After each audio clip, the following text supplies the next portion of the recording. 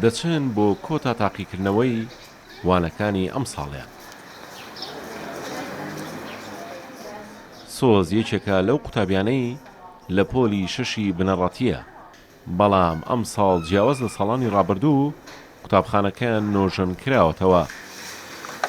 سۆزیش دڵخۆشە کە قوتابخانەکەی نوێ بۆتەوە و تاقیکردنەوەی لێ دەکات.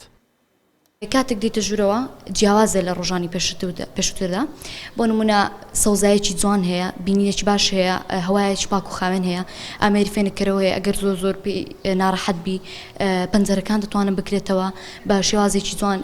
کەرەستەکانی تاقیکردنەوە هەیە. نۆژەنکردنەوەی قوتابخانە کاریگەری لەسەر قوتابیان دروست دەکات، بگومان ئەو شەو نخونەی کە ئەنجامیان داوە هەرگیز بە فێڕۆ ناچێت، لەبەرەوەی هەمیشە تەرکیز دەکەنە سەر خوێندنەکەیان.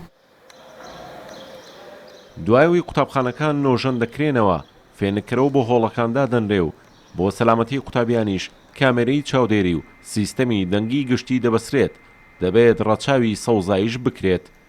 کۆی ئەو بودجێش کە بۆ نۆژەنکردنەوە و زیادکردنی قوتابخانەکان خەرج کراوە زیاتر لە 5 ملیار دینارە.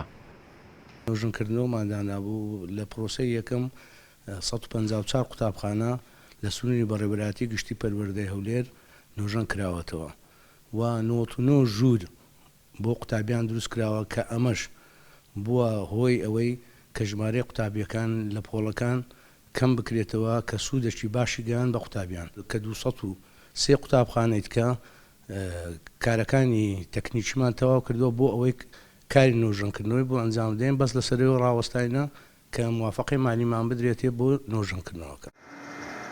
تەنیا لە سنووری پارێزگای هەولێر 1600 قوتابخانەی حکومی هەیە و نزیکەی 500,000 قوتابی تێدا دەخوێنن. هەوڵیش دەدرێت لە داهاتوودا قوتابخانەی زیاتر دروست بکرێت بۆ کەمکردنەوەی ژمارەی قوتابیان لە هۆڵەکانی خوێندن. لە ماوەی 4 ساڵی ڕابردوو بەهۆی دروستکردنی قوتابخانەی نوێ و زیادکردنی پۆل و نۆژەنکردنەوەی قوتابخانەکان هیچ قوتابخانەیەک نەماوە لە سنووری پارێزگای هەولێر 3 دەوامی خوێندنی تێدا بێت. هەموو ئەمانەش بۆ یەک ئامانچە تا ژینگەیەکی لەبار بۆ قوتابیان بڕەخسێت.